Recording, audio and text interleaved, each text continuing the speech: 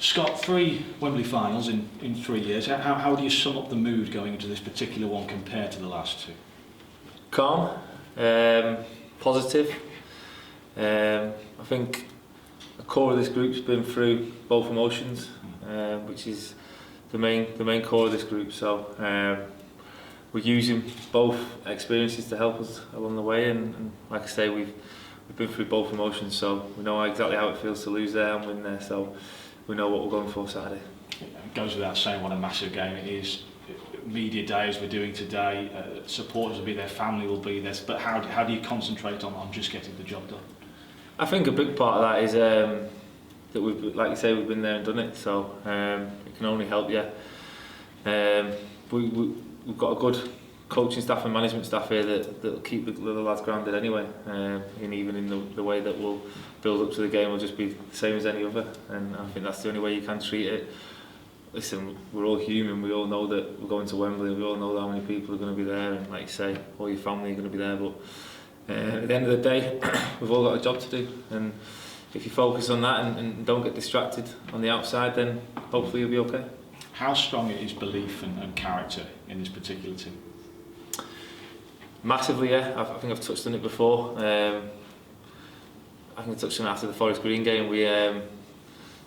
We've got a group where I believe a lot of them were playing below the level, especially last season. For one reason or another, that they were at a point in the career where maybe we've had to win our way back up, and a lot of us are doing that now. So yes, we're getting the credit, and yes, we're reaping the rewards for what goals we're doing well. But we'll, like I say, we've still got a job to do Saturday, and hopefully we can continue putting this club back to where it originally was. What's the connection between the players and the manager? Because that's another constant, isn't it, in terms of Tranmere's progress?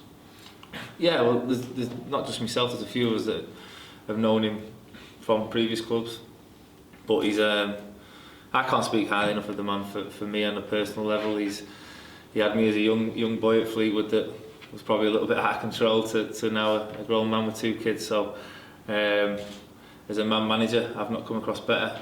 And he speaks up when he needs to speak up, and his voice is always heard. So like I say, I can't speak highly enough of him. He's been superb for me, but not just for me, for others as well. And you only have to look at the success he's had in his career as a manager that speaks volumes in itself. So like I say, I can't speak highly enough of him. And you could captain the team should Steve McNulty not start? Yeah, if that's the case, that's the case. I don't think it changes me as a person or a player.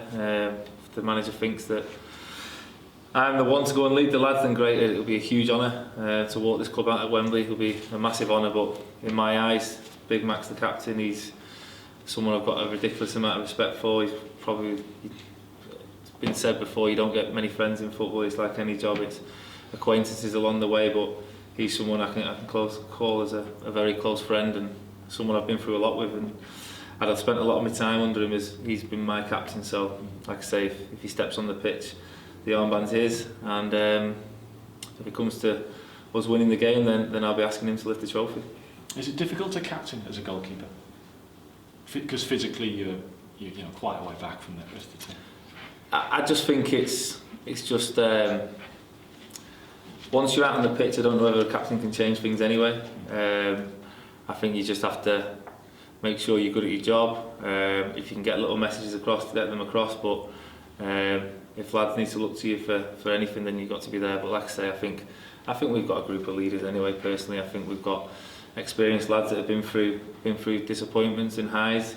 So not worried in that respect. So like I say, we've got 11 strong people out there. And just finally from me, what would it mean to get Tranmere into League One?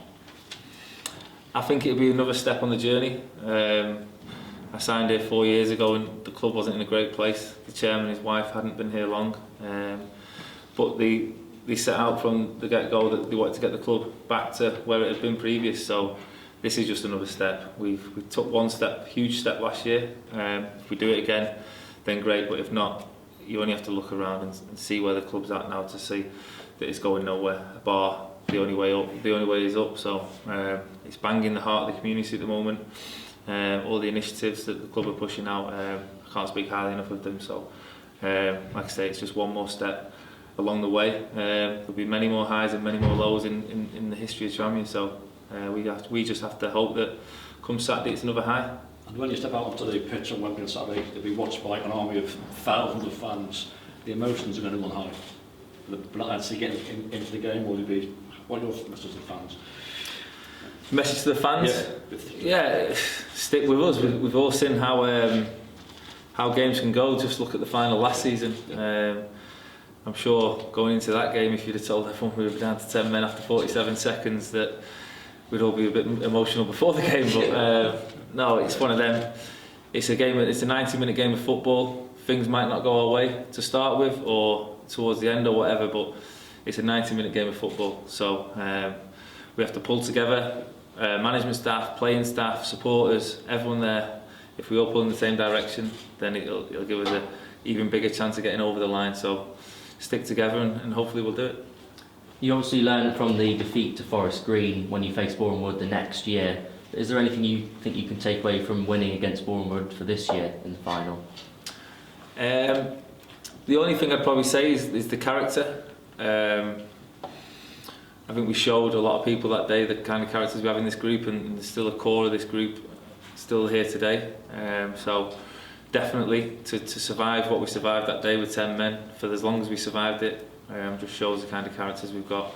And like I say, we've still got a good 5 or 6 core of this team that will be playing Saturday. It'll be similar to that. So character and like I say, we've got a great team spirit here, and I've got full belief in all the lads, and as I'm sure they have in myself. So if we stick together as a playing staff, and like I say, as the supporters and everyone else, if we all pull in the same direction, we've got a better chance than not. Yeah, it's clear, obviously clear to see that this team spirit has served you well, because people weren't expecting promotion from you at the start of the season, were they? So. No, not at all, but I think I touched on it before. We believe we were playing below our level, and we said it all along, and I don't think this club could have been seen to be, when we was in the National League, could have been seen to be recruiting players from them levels. I think they had to be recruiting from higher, and a lot of us stepped down to play for Tranmere because of the size of the club. But we had a group in that dressing room that believed we were playing below our level, and we believed that once we came into this league, obviously from the outside looking in, people probably didn't give us much of a chance, but we all knew how good we were. We have belief in each other. Every time we go out into the field, we've got belief in each other, so that's served us well so far, and hopefully it will again Saturday.